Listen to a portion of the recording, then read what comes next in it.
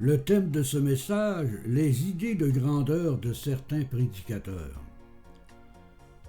Peut-être que pour certaines personnes, à première vue, le thème de ce message peut paraître exagéré. Mais si vous écoutez ce message, vous comprendrez qu'il est bel et bien d'actualité.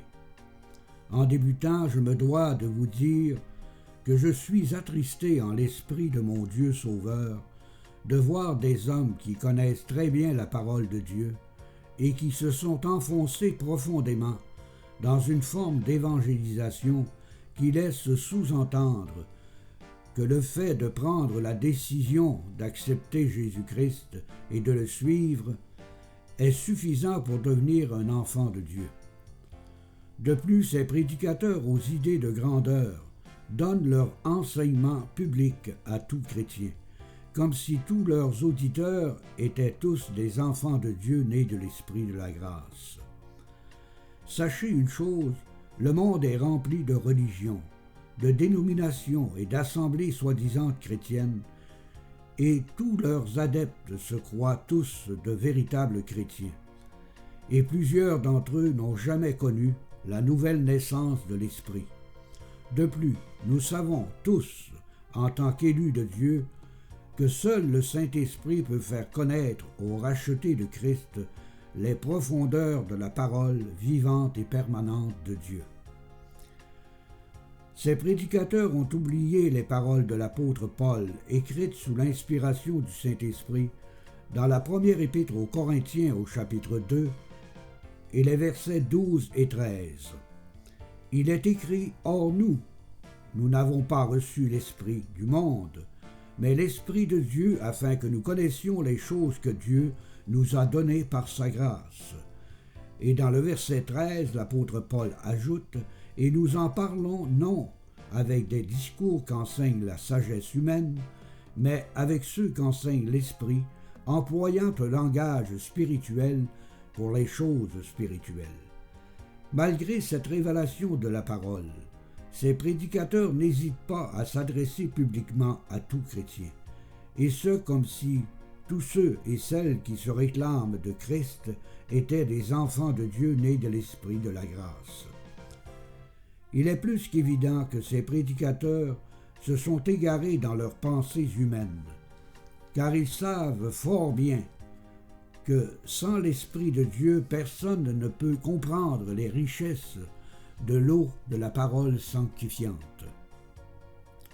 Ces prédicateurs ont tellement des idées de grandeur qu'ils n'hésitent pas à offrir à leurs auditeurs à la radio, à la télévision et sur le web des livres d'auteurs humains. Et croyez-moi, il y en a une panoplie. Lorsque j'ai vu les titres de ces livres, j'étais bouleversé, car le thème de ces livres ressemblait à des livres de docteurs en psychiatrie qui peuvent supposément aider les personnes aux prises avec certains problèmes dans leur vie. Je vous donne quelques-uns de ces titres et vous allez très bien comprendre pourquoi j'étais bouleversé. L'argent, la sexualité, l'adultère, le divorce, la destination finale et bien d'autres.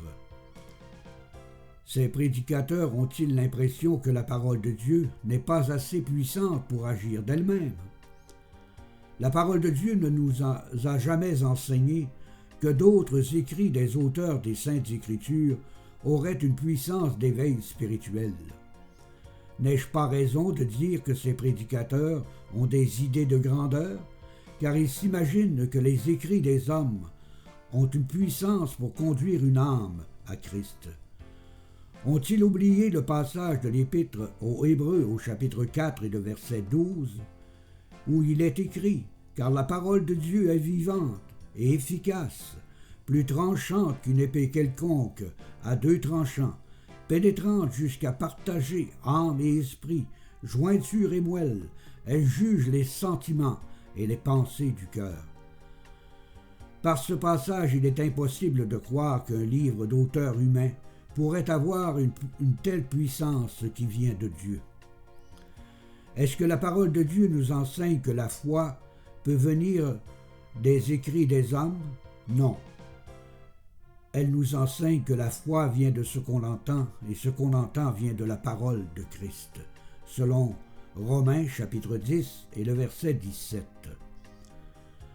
N'est-ce pas d'avoir des idées de grandeur de leur part, de ces prédicateurs qui laissent croire aux païens que les livres sur l'argent, la sexualité et sur le divorce sont des instruments qui peuvent les conduire vers la foi en Jésus-Christ? Si tel serait le cas, il faudrait croire que les écrits des hommes ont un pouvoir de sanctification, ce qui est totalement impossible, car Jésus-Christ nous dit dans l'évangile de Jean, au chapitre 17 et le verset 17, « Sanctifie-les par ta vérité, ta parole est la vérité. » L'agissement de ces prédicateurs nous laisse voir de plus en plus le portrait de l'apostasie, car ces hommes connaissent la vérité. Ils sont conscients que seule la parole de Dieu et la puissance du Saint-Esprit dans le cœur d'une personne peut amener une âme à la vie éternelle en Jésus-Christ. Ces prédicateurs sont tellement mélangés dans leur conscience qu'ils en sont venus à dire aux païens qui n'ont pas l'esprit de la grâce d'accepter la foi. Comment peuvent-ils dire un tel mensonge? Ils ont oublié que la foi ne peut exister dans le cœur d'une personne si Dieu ne lui accorde pas. Écoutez ce que déclare l'épître de Jude au chapitre 1 et le verset 3. Il est écrit « Bien-aimés, alors que je désirais vivement vous écrire au sujet de notre salut commun, je me suis senti obligé de vous envoyer cette lettre pour vous exhorter à combattre pour la foi qui a été transmise aux saints une fois pour toutes. » D'après ce passage, il est évident que la foi est accordée uniquement aux saints et qu'elle est transmise par la volonté unique de Dieu et qu'elle ne peut découler de la décision humaine de l'accepter de son propre chef, et ce avant même d'être né de l'Esprit de la grâce. N'ai-je pas raison de dévoiler publiquement les faux enseignements de ces prédicateurs qui se croient au service de Jésus-Christ alors qu'ils se sont éloignés de la vérité, en laissant croire aux personnes non sauvées que le fait d'accepter la foi était un moyen d'entrer dans la grâce divine? Leur enseignement est tout à fait le contraire de la vérité des Saintes Écritures. Je vous en conjure, mes frères et mes sœurs en Jésus-Christ, vous qui êtes nés de l'Esprit de vérité, ne vous laissez pas séduire par ces prédicateurs à la verbe facile, et qui ne recherchent que leur propre gloire, et qui ont une très haute opinion d'eux-mêmes, en raison de leurs supposés exploits religieux et de leurs méthodes modernes d'évangélisation qui n'ont rien de la vérité des Saintes Écritures. Je rends grâce au Seigneur de me mettre à cœur de dévoiler publiquement ces hommes, et soyez persuadés que je le fais en toute humilité, selon le don que Dieu m'a accordé dans sa grâce, car sans lui, mes frères et mes sœurs en Jésus-Christ, je ne suis rien. Pour ma part, je ne suis pas un homme qui recherche l'approbation de mon prochain, en lui disant ce qu'il veut entendre, et ce dans le but de lui plaire, car comme l'apôtre Paul l'a dit, si je plaisais encore aux hommes, je ne serais pas serviteur de Christ. Priez le Seigneur afin qu'il envoie d'autres prédicateurs qui sont vraiment au service de Christ et de sa parole, car nous sommes présentement dans la période de l'apostasie finale. C'est un fait, car plusieurs prédicateurs ont quitté le chemin de la foi véritable en simplifiant l'appel de Dieu par les principes de décision et de l'acceptation humaine pour entrer dans la grâce divine. Ces pauvres prédicateurs aveugles sont incapables de réaliser que si l'homme pouvait de lui-même prendre la décision d'entrer dans la vie éternelle en Jésus-Christ, où serait la grâce et la souveraineté de Dieu dans le choix de ses élus? Ce que je déclare est fortement appuyé dans l'Épître aux Romains au chapitre 9 et le verset 16, car il est écrit ainsi donc, cela ne dépend ni de celui qui veut, ni de celui qui court, mais de Dieu qui fait miséricorde. N'ai-je pas raison de dire que ces prédicateurs ont des idées de grandeur, en voulant surpasser la souveraineté de Dieu dans le choix de ses élus, car ils laissent croire à leur prochain que par une simple décision de leur part de suivre et d'accepter Jésus-Christ est un gage certain pour être sauvé. C'est un mensonge monumental qui frôle l'hérésie, car ils savent très bien que seule l'œuvre du Saint-Esprit peut conduire une âme dans la vie éternelle en Jésus-Christ, par le moyen de la foi accordée dans sa grâce immuable. Ces prédicateurs forment par leurs mensonges des chrétiens de nom, qui appuient leur supposé salut sur leurs décisions personnelles et non sur la miséricorde et la grâce de Dieu accordée à un pécheur non méritant.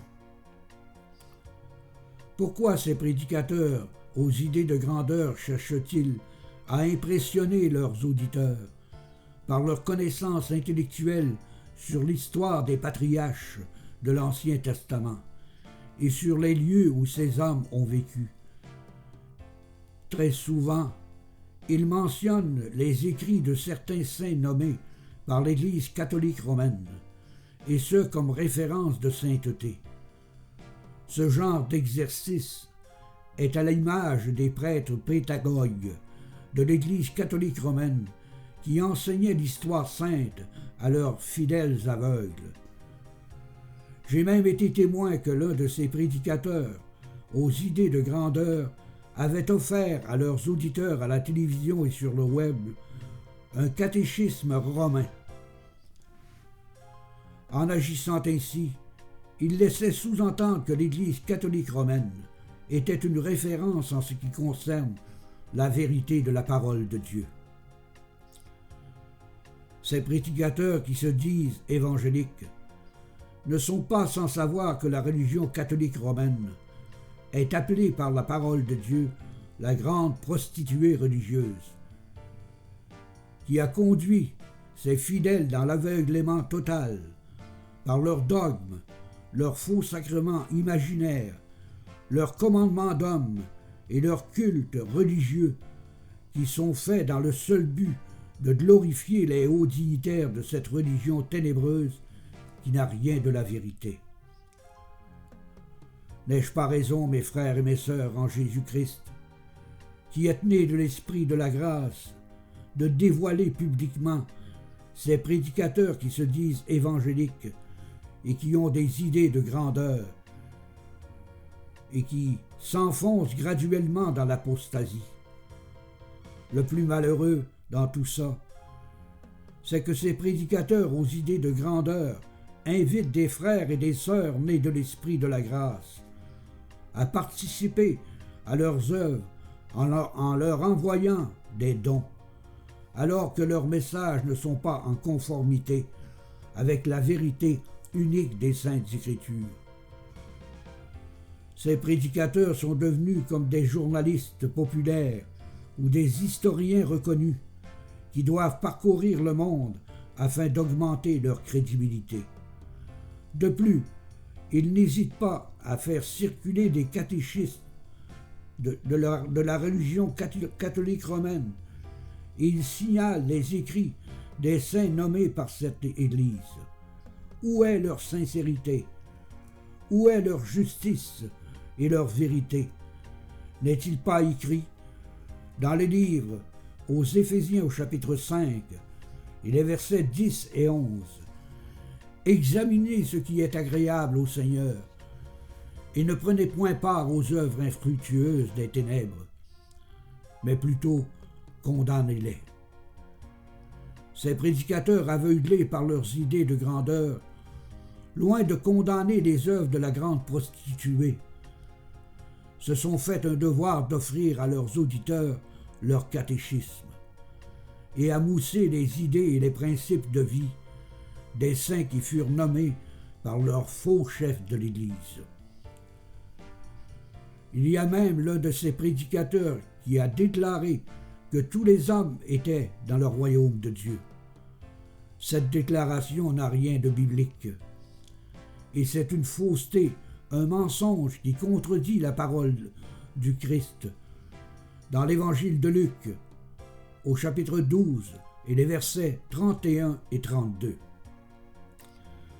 Il est écrit « Cherchez plutôt le royaume de Dieu, et toutes ces choses vous seront données par-dessus. » Et le verset 32 nous dit « Ne crains point, petit troupeau, car votre Père a trouvé bon de vous donner le royaume. » Si les hommes doivent rechercher le royaume de Dieu, il est plus qu'évident qu'ils ne sont pas dans le royaume. D'ailleurs, le Seigneur nous déclare que le royaume de Dieu est donné aux petits troupeaux qui forment le corps de Christ, son Église. Comment ce prédicateur qui prétend enseigner à tout chrétien de langue française à travers le monde peut-il enseigner publiquement une telle fausseté? Il est évident que ses idées de grandeur ont aveuglé son intelligence. De plus, ces prédicateurs laissent régulièrement sous-entendre que plusieurs personnes ont été déçues de l'Église dans le passé. Comme si l'Église catholique romaine avait déjà été la véritable Église du Dieu vivant. Les membres du corps de Christ, qui sont nés de l'esprit de vérité, ne seront jamais déçus de l'Église, car ils savent très bien que celui qui les a élus et prédestinés à vivre éternellement en Jésus-Christ seront tous un jour glorifiés lors de l'avènement de leur Maître et Seigneur de leur vie, Jésus-Christ. Ces prédicateurs aux idées de grandeur cherchent à plaire aux adeptes des religions traditionnelles, alors que le Seigneur Jésus les a toutes condamnés lors de son ministère terrestre. Ces prédicateurs aux idées de grandeur se sont créés eux-mêmes des émissions de radio, de télévision et sur Internet, une supposée plateforme qui laisse sous-entendre que leurs enseignements s'adressent à tout chrétien, comme si tous ceux et celles qui se réclament de Christ étaient de véritables enfants de Dieu nés de l'Esprit. Un tel agissement n'est-il pas une porte ouverte à l'œcuménisme? La parole de Dieu ne nous enseigne pas que tous ceux et celles qui se disent chrétiens sont de ce fait des enfants nés de l'Esprit de la grâce. Car il est écrit dans la première épître de Jean au chapitre 4 et le verset 1, « Bien-aimés, n'ajoutez pas foi à tout esprit, mais éprouvez les esprits pour savoir s'ils sont de Dieu. » Les enseignements de ces prédicateurs sont tellement généralisés que même les adeptes des religions apostates ont l'impression d'être de véritables enfants de Dieu. Le plus malheureux dans toute cette histoire, c'est que beaucoup de véritables chrétiens se sont laissés séduire par ces prédicateurs vedettes, qui ne cherchent qu'à conserver leur émission de radio, de télévision et sur le web, dans le seul but de se valoriser eux-mêmes et d'être admirés dans le soi-disant milieu évangélique, où tout est permis pourvu qu'on ne juge pas les opinions de ceux et celles qui se réclament de Christ, même si ceux-ci se sont égarés de la vérité unique des Saintes Écritures. Un fait à signaler. Ces mêmes prédicateurs sont à la tête d'assemblées locales. Ils sont continuellement aux prises avec des divisions. Comment peuvent-ils prétendre avoir la capacité d'enseigner publiquement à tout chrétien, alors qu'ils sont incapables d'unir leurs fidèles dans une même foi et une même espérance? Mes frères, mes sœurs en Jésus-Christ qui êtes nés de l'Esprit de vérité, il est évident que ces prédicateurs ont abandonné volontairement l'idée de prêcher aux païens le cheminement à suivre pour arriver au salut éternel en Jésus-Christ. c'est-à-dire que l'homme doit reconnaître que la Sainte Bible est l'unique révélation de Dieu adressée à tous les hommes, que les hommes doivent reconnaître qu'ils sont des pécheurs perdus, et que l'homme doit reconnaître, doit demander plutôt humblement à Dieu de lui accorder une repentance à salut.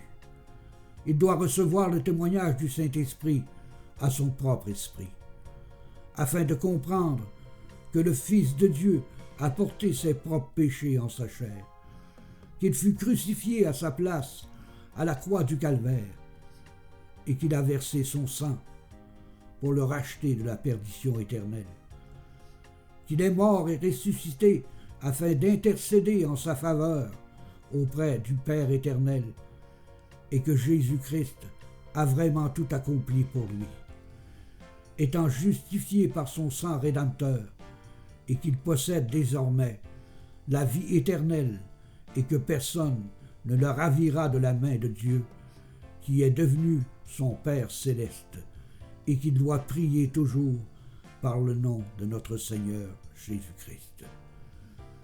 Nous sommes bien loin de la prédication de ces prédicateurs aux idées de grandeur qui se sont inventés de toutes pièces une méthode d'évangélisation simplifiée, en laissant croire aux païens que le fait de mettre leur confiance en Jésus-Christ et de le suivre est un moyen certain d'arriver au salut éternel.